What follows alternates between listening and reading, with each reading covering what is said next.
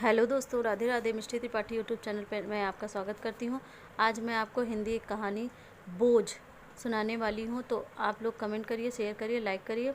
जो मेरे चैनल पर नए हो सब्सक्राइब कर लें।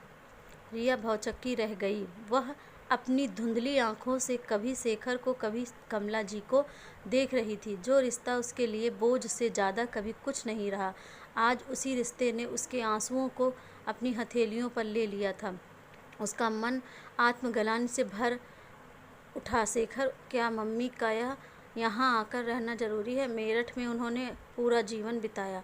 अब इस उम्र में वहाँ उनका अपना एक दायरा है। और महेश भी तो है ना वहाँ उनकी देखभाल के लिए। महेश, रिया वह सिर्फ एक नौकर है। पापा के देहांत के बाद मम्मी कितनी अकेली हो गई हैं। ऐसे में उन्हें अपनों की ज़रूरत है। और हमारे सिवा वो तो ठीक है, पर उनकी लाइफ स्टाइल बिल्कुल अलग है। सुबह जल्दी उठो, नॉनवेज मत खाओ, सिर्फ साड़ी पहनो प्लीज़। शेखर, एक दो दिन की बात हो तो झेल भी लिया जाए, पर हमेशा के लिए इसका मतलब मेरी मम्मी तुम्हारे लिए बोझ हैं जिन्हें तुम्हें झेलना पड़ेगा। अगर यही बात तुम्हारी भाभी तुम्हारी मम्मी के लिए कहें तो मेरी मम्मी ने कभी भाभी पर अपनी मर्जी नहीं थोपी। उन्हें अपने तरीके से ज़िंदगी जीने की पूरी आज़ादी दी है। पर तुम्हारी मम्मी ने, रिया ये मत करो, वो मत करो। देखो शेखर, मैं एक बात तुम्हें अभी से क्लियर कर देती हूँ। मम्मी के आने के बाद मैं वैसे ही रहूँगी जैसी रहती आ रही हूँ, तुम्हें अच्छा लगे या बुरा। रिया की इस बात पर शेखर ने कोई जवाब नहीं दिया। शाम को शेखर ऑफिस से जल्दी लौट आया। रिया, तुम जल्दी से तैयार हो जाओ, मम्मी को लेने स्टेशन चलना है। मैं तो तैयार हूँ। इन कपड़ों में क्या बुरा है? इनमें रिया का इशारा अपनी जींस की ओर था। मैं तो तुम्हें पहले ही कह चुकी थी शेखर, तुम इतने हिपोक्रेट क्यों हो? तुम्हें जब मम्मी की गैर मौजूदगी में इस ड्रेस से कोई प्रॉब्लम नहीं है तो अब अचानक प्लीज़ रिया, मैं तुम्हें कैसे समझाऊं? तुम बात को गलत ढंग से देख रही हो। मैंने कभी तुम्हारी फ्रीडम में बाधक बनना नहीं चाहा, लेकिन परिवार के अन्य सदस्यों की खुशियों का ध्यान भी तो रखना होता है। और छोटे होने के नाते हमारा कर्तव्य बनता है कि हम अपने बड़ों के विचारों को भी सम्मान दें। आउटडेटेड कहकर उन्हें परिवार से ही काटे नहीं। शेखर, तुम ये सब इसलिए कह रहे हो क्योंकि तो सवाल तुम्हारी मम्मी का है, पर मैं जैसी हूँ वैसी ही रहूँगी। तुम्हें दो चेहरे रखने की आदत नहीं, मुझे दो चेहरे रखने की आदत नहीं। ठीक है, जो मन में आए करो, कहकर शेखर ने गुस्से में कार की चाबी उठाई और बाहर निकल गया। पीछे से रिया भी आ गई। स्टेशन पर दोनों बिल्कुल शांत खड़े थे, पर दोनों के मन के भीतर उथल पुथल मची हुई थी। कुछ न कुछ तो ज़रूर कहेगी। वैसे आज मैं साड़ी ही पहन लेती तो ठीक रहता। नहीं, अगर आज पहन लेती तो रोज़ पहनना पड़ता। ना बाबा, मुझे नहीं बनना बहन जी, और फिर क्यों रहूं उनके मुताबिक? मेरी मर्जी, मेरा घर है।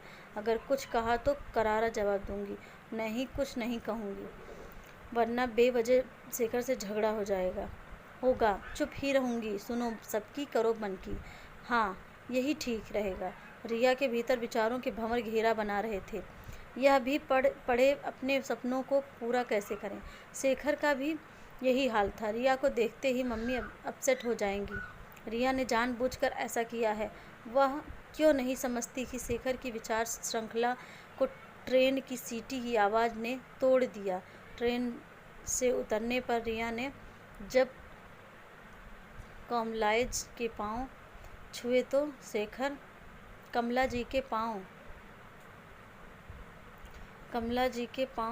तो शेखर का पूरा ध्यान उनके चेहरे के आते जाते रंगों पर था। पर अपेक्षा से बिल्कुल विपरीत, उन्होंने कुछ नहीं कहा। अगले दिन सुबह किचन में खटर पटर की आवाज़ सुनकर रिया की आंख खुली। क्या ढूंढ रही है आप? रिया, चीनी और चाय पत्ती का डिब्बा नहीं मिल रहा है इतनी सुबह? मम्मी, अभी तो सिर्फ 6 ही बजे हैं। सुबह हो चुकी है बेटा, देर से उठना अच्छा नहीं है। तुम देर से उठोगी तो शेखर भी देर से ही उठेगा। कितना वजन बढ़ गया है। उसका मोटापा अपने साथ ढेरों बीमारियां भी लाता है। अब जाकर उसे उठाओ। ओह, कितना बोलती हैं सुबह सुबह। अभी से इतना भाषण पता नहीं आगे क्या होगा। रिया रैक से चीनी का डिब्बा उतारते हुए सोचने लगी, डिब्बा मुझे दो, तुम शेखर को उठाओ। उठो शेखर। रिया ने शेखर को इतनी तेजी से झकझोरा कि शेखर हड़बड़ा गया। क्या हुआ ये तुम अपनी मम्मी से पूछो। रिया, बेटा इधर तो आओ। ओह ओ गॉड, तुम्हारी मम्मी एक पल सांस भी लेती हैं या नहीं। चलो तुम उठो, नहीं तो थोड़ी देर में आवाज़ लगा कर सारी कॉलोनी को जगा देंगी। रिया और शेखर कमरे से बाहर आ गए। रिया, शेखर टिफ़िन में क्या लेकर जाएगा? मैं तैयारी शुरू कर देती हूँ। शेखर, खाना लेकर नहीं जाते, ऑफिस में ही कुछ मंगा कर खा लेते हैं। क्यों शेखर, ये शौक कब से लगा लिया? रोज़ बाहर का खाना? क्या करूँ, ऑफिस 9 बजे निकलना होता है। काम वाली बाई तब तक आती नहीं। बाई रिया ने जॉब कर ली है। नहीं, वो मुझसे खाना अच्छा नहीं बनता। वैसे भी मुझे कुकिंग में कोई दिलचस्पी नहीं है। रिया ने सफाई दी। कोई बात नहीं, मैं तुम्हें खाना बनाना सिखा दूंगी। और कमला जी उठकर किचन में चली गईं। देखो शेखर, अपनी मम्मी को समझा दो, मुझे कुछ भी सीखना नहीं है। मैं जितना चाहती हूँ मेरे लिए उतना ही काफ़ी है। तुम मुझे ऑफिस जाते हुए सजना के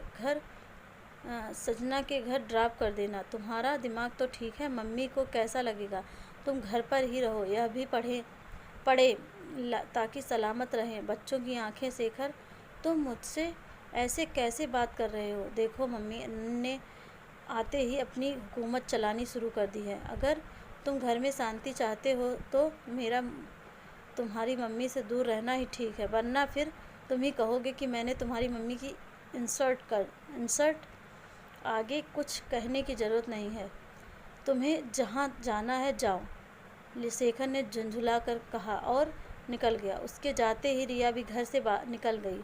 शाम को जब वह लौटी तो कमला जी घर के बाहर बेचैनी से घूम रही थी। रिया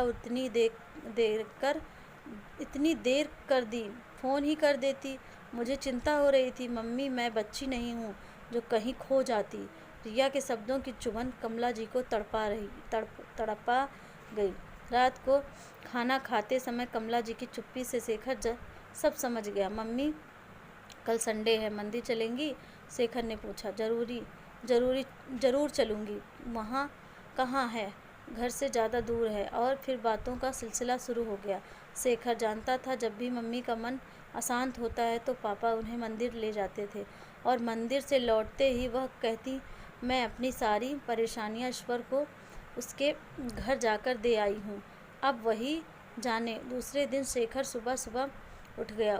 उसने जागते ही पूछा, रिया तुम भी चलोगी?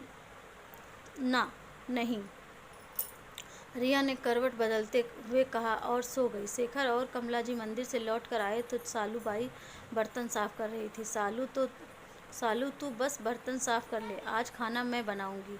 क्या बात करती हो आंटी, सच? चलो, आज मेरा आदमी खुश हो जाएगा। सालू के हाथ जल्दी जल्दी बर्तनों पर चलने लगे। रिया, तुम्हें खाने में क्या पसंद है? मुझे आप शेखर से पूछ लें। चलो ठीक है। कमला जी पूरे उत्साह से खाना बनाने में जुट गईं। लंच के वक्त पहला कौर खाते ही शेखर बोला, मम्मी, आज बहुत दिनों बाद इतना अच्छा खाना खा रहा हूँ, वरना सालू की बनाई सब्जी में तेल ज़्यादा और सब्जी कम नज़र आती है। क्यों रिया, क्या शेखर सही कह रहा है? नहीं तो ऐसा कुछ नहीं है। रिया ने भावहीन चेहरे से कुछ इस तरह कहा कि खाने की बात वहीं ख़त्म हो गई। शेखर, सुबह जल्दी उठ जाना, कल से तुम सब सुबह थोड़ी दूर घूम आया करेंगे। मैं तो बिल्कुल नहीं जाऊंगी, रिया ने कहा। रिया ने हाथ खड़े कर दिए। सुबह शेखर जल्दी उठ गया। पार्क में घूमते हुए वह इंतजार करता रहा कि मम्मी शायद कुछ कहें, पर ऐसा कुछ नहीं हुआ। फिर यह रोज का सिलसिला बन गया और एक दिन कमला जी बोली, रिया, मैं सोच रही थी कि सालू से खाना बनवाने के बजाय क्यों ना हम दोनों मिलकर। नहीं मम्मी, बिल्कुल नहीं। नहीं मम्मी, बिल्कुल नहीं। कल आपको ही लगेगा कि मैंने घर का सारा काम आप पर डाल दिया है। प्लीज़, जैसे चल रहा है वैसे ही चलने दीजिए। और हाँ, आज मैं ऑफिस शॉपिंग करने जा रही हूँ। आप मेरा इंतज़ार मत करना। शाम को जब रिया लौटी तो उसके हाथों में कई बैग्स थे। कुछ लाई हो? हाँ, अपने लिए कुछ कपड़े लाई हूँ। मैं भी देखूँ। कमला जी ने उत्सुकतावश रिया के हाथों से बैग्स ले लिए।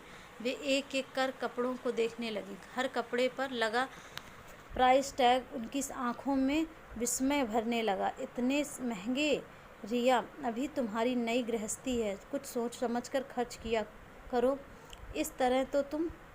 कमला जी को कुछ कहते कहते रुक गई। मम्मी, आप तो अब वो पुराना समय नहीं रहा कि अपनी इच्छाओं को मार कर आने वाली जनरेशन के लिए पैसे बचाए जाएं। और फिर हम कमाते क्यों हैं? अच्छा खाओ और अच्छा पहनो और लाइफ को भरपूर जियो। कल किसने देखा है? ठीक कह रही हो रिया, जीवन तो भरपूर जीने के लिए ही है, पर ये बेफिजूली खर्चे हैं। ये मैं इसलिए नहीं कह रही क्योंकि मैं सास हूँ। मेरी जगह तुम्हारी मम्मी होती तो वो भी यही कहती। शेखर ऐसा करता तो मैं उसे भी टोकती। रिया, तुम्हें जीवन का अनुभव नहीं है। शेखर बता रहा था कि हर महीने 20,000 रुपये तो बैंक लोन की किस्त जाती है। बेटा, कर्ज लेकर सुविधाएं जुटाना अक्लमंदी नहीं। तुम समझदार हो। इस घर और शेखर की पूरी जिम्मेदारी तुम्हारे ऊपर है। जैसा चाहोगी वैसा ही तुम्हारा घर बनेगा। फिर बुरे वक्त के लिए भी कुछ पैसे हमेशा पास में होने चाहिए। तो आप चाहती हैं कि हमारा बुरा वक्त आए? रिया का यह विष बाण जुटाना अक्लमंदी नहीं। तुम समझदार हो। इस घर और शेखर की पूरी जिम्मेदारी तुम्हारे ऊपर है। जैसा चाहोगी वैसा ही करोगी। तुम्हारा घर बनेगा। फिर बुरे वक्त के लिए भी कुछ पैसे हमेशा पास में होने चाहिए। तो आप चाहती हैं कि हमारा बुरा वक्त आए? रिया का यह विष बाण, मुझे मेरठ वापस जाना है। ना, तू मेरा रिजर्वेशन करवा दे। क्या हुआ मम्मी? शेखर घबरा गया। रिया ने कुछ कहा या मुझसे कोई गलती हो गई? आप तो हमेशा के लिए आई थी ना मेरे बच्चे में। ऐसा मैंने कब कहा कि मैं यहाँ हमेशा रहने के लिए आई हूँ? मैं तो तुम दोनों की हैं हूँ। आप कहीं नहीं जाएंगी। शेखर की आवाज़ अपराध बोध से थरथरा गई। वह खुद को बहुत असहाय महसूस कर रहा था। जिस माँ ने जीवन भर उस पर अपनी ममता लुटाई, आज उसी माँ का वह ख्याल नहीं रख पाया। उसका मन कर रहा था कि वह चीख चीख कर रिया से लड़े, लेकिन उससे भी क्या हासिल होगा? तू परेशान मत हो शेखर, मैं एक दो महीने में फिर आ जाऊंगी। सच? हाँ बेटा। कमला जी ने शेखर के सिर पर हाथ फेरा। उनकी जिद के कारण शेखर ने रिजर्वेशन करवा दिया। रिया, तुमने मम्मी से क्या कहा? मैं क्यों कुछ कहूँगी, पर मैं उनके इशारों पर अपनी ज़िंदगी नहीं चलाऊँगी। शेखर, हम बच्चे नहीं हैं क्या? हम अपना भला बुरा नहीं समझते? फिर क्यों मम्मी हमेशा ये प्रूव करने में लगी रहती हैं कि मैं मैच्योर नहीं हूँ? उनका हर मामले में दखलंदाजी करने का नेचर ही सारी समस्या की जड़ है, और इस उम्र में उनको हैंडल करना बहुत ही मुश्किल है। बस करो रिया, प्रॉब्लम तुमसे है। तुम सिर्फ अपने बारे में सोचती हो। तुम कभी यह नहीं मानती कि तुमसे कभी गलती हो सकती है। तुम्हारा यही ईगो तुम्हें। शेखर आगे कुछ कहता उससे पहले ही कमला जी की आवाज़ ने उसे चुप करा दिया। शेखर, रिया की भाभी का फ़ोन है। रिया ने तुरंत कमरे में से बाहर निकलकर फ़ोन उठा लिया। रिया, कब से तुम्हारा मोबाइल ट्राई कर रही हूँ। खैर, मैंने तुम्हें ये बताने के लिए फ़ोन किया है रहे हो आप लोग मम्मी का ध्यान रखना। वो हमारे साथ नहीं जा रही हैं। इनकी कंपनी किस किस का खर्च उठाएगी। मम्मी यहीं रहेंगी। उनके लिए मैंने एक नौकरानी का इंतज़ाम कर दिया है। ये कैसे हो सकता है भाभी? रिया, अब तो निर्णय हो चुका है और हम भी कब तक उन्हें अपने साथ बांधे घूमेंगे। वैसे भी हमें 2 साल बाद तो वापस इंडिया आना ही है। 2 साल भाभी। रिया, मैं तुमसे बाद में बात करती हूँ। दरवाजे पर कोई है खाते ही शेखर बोला, मम्मी, आज बहुत दिनों बाद इतना अच्छा खाना खा रहा हूँ, वरना सालू की बनाई सब्जी में तेल ज़्यादा और सब्जी कम नज़र आती है। क्यों रिया, क्या शेखर सही कह रहा है? नहीं तो मैं ऐसा कहीं कुछ नहीं है। रिया ने भावहीन चेहरे से कुछ इस तरह कहा कि खाने की बात नहीं खत्म होने फ़ोन कट गया। अब पर रिया पुत बनी फ़ोन को हाथ में लिए खड़ी रही। क्या हुआ रिया? अभी तो तुम भाभी को बधाई दे रही थी। अब शेखर भैया भाभी दुबई जा रहे हैं और मम्मी अकेली रहेंगी। ये कैसे हो सकता है रिया? अभी 2 महीने पहले ही तो तुम्हें हार्ट अटैक हुआ था। अभी 2 महीने पहले ही तो उन्हें हार्ट अटैक हुआ था। उन्हें तो बहुत केयर की ज़रूरत है। यही तो मुझे भैया पर बहुत गुस्सा आ रहा है। भाभी को छोड़ो, पर भैया को तो मम्मी का ख्याल होना चाहिए। मम्मी अकेली कैसे रहेंगी? रिया रुआसी हो गई। रिया, तुम्हारी मम्मी अकेली कहाँ है?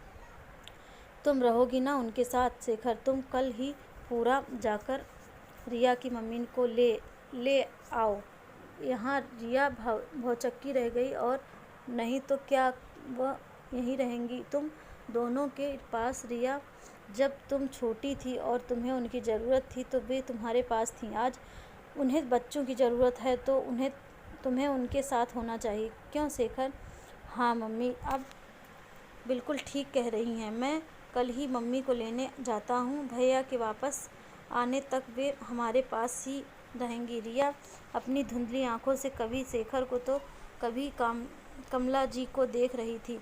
जो रिश्ता उसके लिए बोझ से ज़्यादा कुछ नहीं था, आज उसी रिश्ते ने उनके आंसुओं को अपनी हथेलियों पर ले लिया था।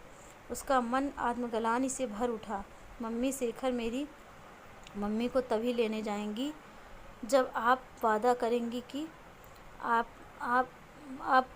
अब हमेशा हमारे साथ रहेंगी। हमारे साथ नहीं, बल्कि हम आपके साथ रहेंगे, क्योंकि ये घर आपका है। और हम रिया आगे कुछ नहीं कह पाई और रोने लगी। मेरी बच्ची, हम सब हमेशा साथ साथ रहेंगे। उन्होंने रिया को गले से